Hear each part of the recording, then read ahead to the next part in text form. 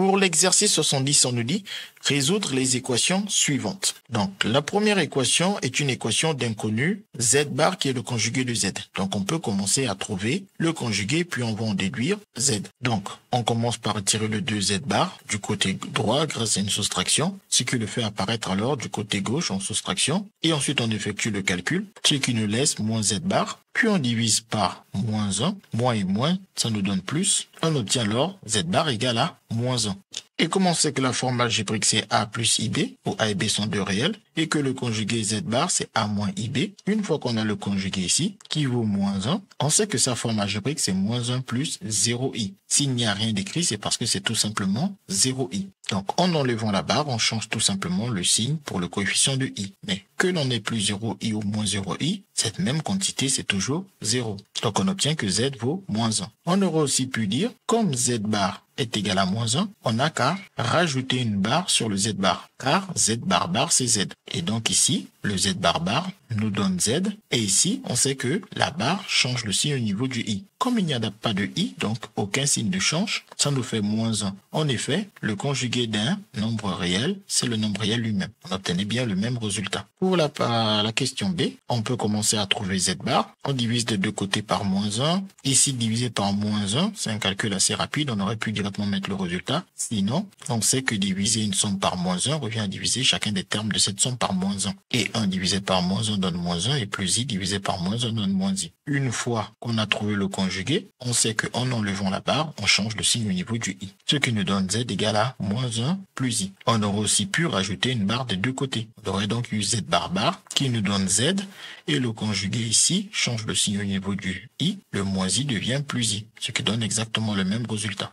Pour la question C, on nous donne un coup de pouce. On nous dit de remplacer z par sa forme algébrique a plus ib. On a donc z qui laisse la place à a plus ib. Et pareil pour le z sous la barre qui laisse la place à a plus ib. Mais comme la barre de a plus ib nous donne directement a moins ib, on aurait pu ne pas écrire cette ligne et directement mettre celle-ci. Et ensuite, une fois qu'on est là, on va regrouper les termes qui n'ont pas de i ensemble et les termes qui ont un i ensemble pour mettre cette quantité sous sa forme algébrique. Pour cela, on distribue le 5. Et une fois qu'on est là, on regroupe les termes en i. On a iib moins 5ib, ce qui nous fait moins 4ib. Et on regroupe les termes qui n'ont pas de i. A plus 5a, ça nous fait 6a. Et ensuite, on fait de l'identification. On dit que deux nombres complexes sont égaux si et seulement si ils ont même partie réelle et même partie imaginaire. La partie réelle à gauche, c'est le 6a, et à droite, c'est le 7. Ce qui permet de dire que a égale à 7 sur 6. Et la partie imaginaire à gauche, on enlève juste le i sur le terme possédant le i. C'est donc moins 4b. Et pareil, à droite, on regarde le terme avec le i et on l'enlève pour trouver la partie imaginaire qui vaut donc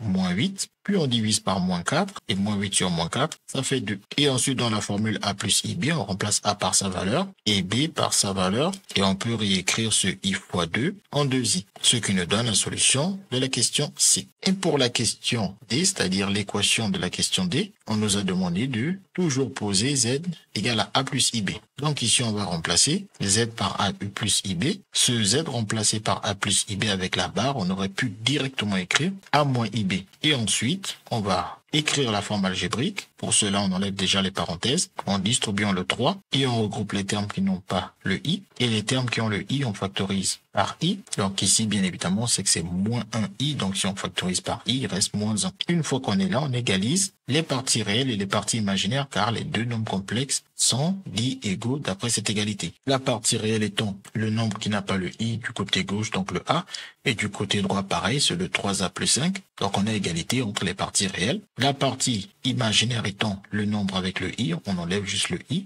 il nous reste b du côté gauche, et la partie imaginaire, c'est le nombre avec le i du côté droit. On enlève juste le i ici, il nous reste moins 3b moins 1. Et ensuite on résout, le 3a passe de l'autre côté, on obtient moins 3a, puis on divise par moins 2 pour obtenir que a vaut moins 5 sur 2. Et de l'autre côté, le moins 3b passe de l'autre côté, ce qui nous fait b plus 3b, soit 4b, puis on divise par 4 pour obtenir que b vaut moins 1 sur 4. Dans l'expression de z, on n'a plus qu'à remplacer a par sa valeur et b par sa valeur. Et plus i fois moins 1 quart, on peut tout simplement écrire moins 1 quart i, ce qui nous donne alors la solution de la question D. CQFD, ce qu'il fallait découvrir.